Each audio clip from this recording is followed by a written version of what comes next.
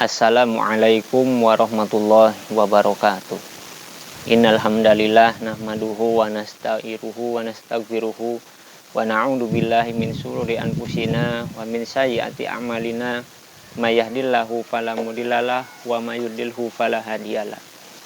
Asyhadu an la ilaha illallah wahdahu la syarikalah wa asyhadu anna sayyidana Muhammadan abduhu wa rasuluhu alladzi la nabiyya ba'da. Allahumma sholli wa sallim ala sayyidina Muhammadin wa ala alihi wa sahbihi ajma'in, amma ba'du. Yang saya banggakan anak-anakku sekalian, siswa-siswi SMK Itaba, alhamdulillah kita telah melewati beberapa hari di bulan suci Ramadan ini dalam keadaan sehat walafiat. Marilah kita sama-sama panjatkan rasa puji syukur kita kehadirat Allah Subhanahu wa Ta'ala, sehingga kita masih diberi kesempatan untuk menjalankan ibadah puasa dalam keadaan sehat walafiat. Salawat serta salam marilah kita curahkan ke junjungan alam Nabi besar Muhammad Sallallahu Alaihi Wasallam, tak lupa kepada keluarganya, sahabatnya, keluarganya, tabi'in, atba tabi'in, mudah-mudahan sampai kepada kita semuanya. Amin ya rabbal alamin. Anak-anakku sekalian, di sini ada riwayat yang menerangkan bahwasanya bahaya jikalau kita memutus silaturahmi. Dalam kitab Irsadul Ibad ada keterangan yang menerangkan bahwasanya ada seseorang yang ahli ibadah, di mana di dalam ibadahnya beliau tidak pernah meninggalkan sholat 5 waktu, tidak pernah meninggalkan puasa sunnah, tidak pernah meninggalkan tahajud, bahkan tidak pernah meninggalkan bacaan Al-Quran. Akan tetapi ketika suatu hari ada seseorang yang menitipkan uangnya kepadanya untuk disimpan, karena temannya tadi ini mau berangkat ibadah haji. Ketika berangkat ibadah haji, maka ada uang sekitar 1000 dinar dititipkan kepada orang yang ahli ibadah tadi. Seraya temannya berkata, "Wahai temanku, aku titipkan uangku kepadamu. Nanti setelah aku pulang dari haji, maka aku akan ambil lagi." Ketika itu, singkat cerita, temannya berangkat untuk melaksanakan ibadah haji, dan orang tadi dititipkan uang 1000 dinar untuk disimpan dan diambil lagi nanti ketika sudah pulang haji.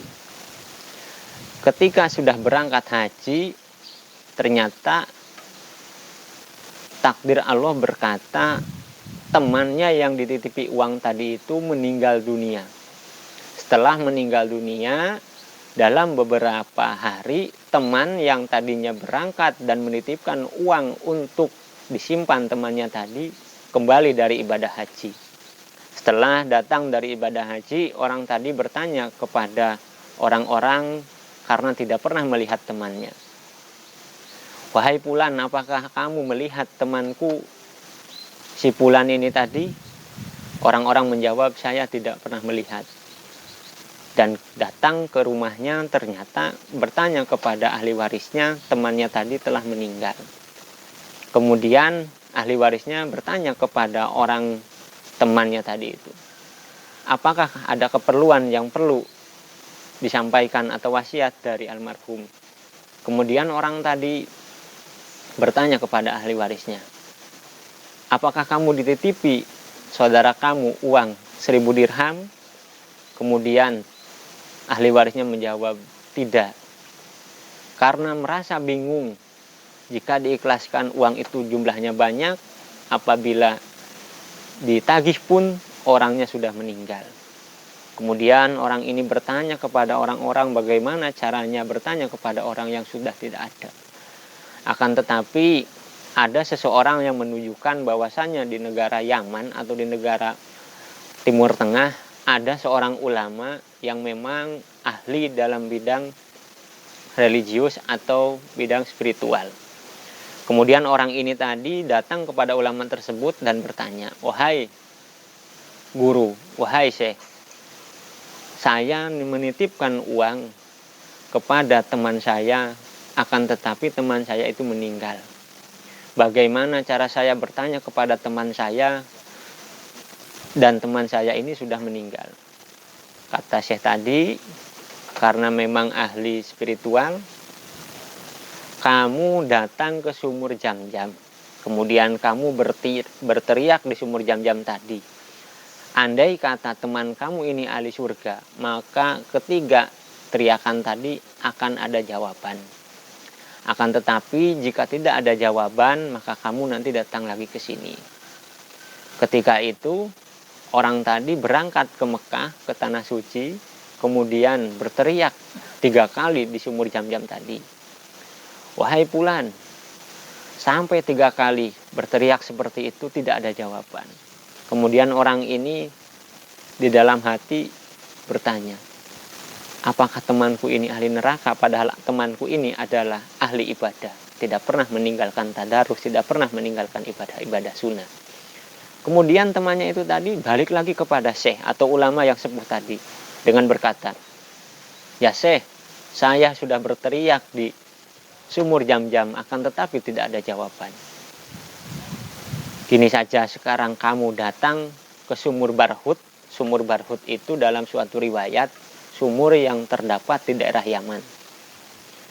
Kata Syekh tadi kepada orang yang bertanya, sumur Barhut ini tembus ke neraka.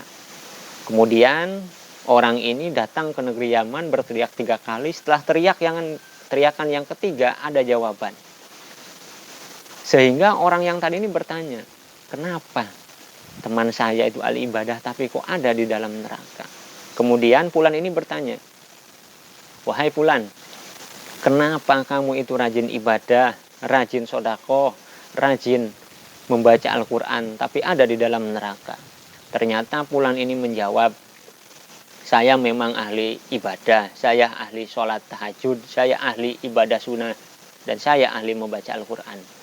Akan tetapi ada satu kesalahan yang saya lakukan di masa hidup saya. Kemudian temannya ini bertanya, apa yang kamu lakukan? Apa kamu menghilangkan uangku yang sudah aku titipkan kepadamu? Bukan itu, uang yang kamu titipkan masih ada, saya simpan di kamar. Akan tetapi saya mempunyai saudara yang telah menjadi janda. Kemudian karena saya malu dengan tetangga saya, maka saya putuskan untuk tidak silaturahmi dengan saudara saya tadi. Kesimpulan dari cerita ini, hati-hatilah ketika kita mempunyai pikiran memutuskan silaturahmi karena mempunyai saudara yang mungkin bisa kita pandang ekonominya berada di bawah rata-rata. Ataupun kita punya teman yang lebih buruk dari kita. Karena barangkali dalam pandangan kita teman kita itu buruk, tapi dalam pandangan Allah teman kita yang buruk tadi lebih baik daripada diri kita. Kesimpulan ini bisa kita ambil bahwasannya jangan sembarangan memutus silaturahmi, karena dalam hadis diriwayatkan 3 hari kaum muslimin tidak berbicara atau tidak tegur sapa, maka bisa dipastikan orang itu adalah ahli neraka. Naudzubillah, summa naudzubillah. Mungkin anak-anakku sekalian, nanti ketika setelah selesai Ramadan, alangkah baiknya datanglah kepada guru-guru kita, baik yang sudah alumni ataupun yang masih belajar, untuk terus menyambung silaturahmi. Mudah-mudahan silaturahmi ini bisa menjadikan kita jalan ke surga bersama-sama. Amin ya robbal alamin. Akhirul kalam, wassalamualaikum warahmatullahi wabarakatuh.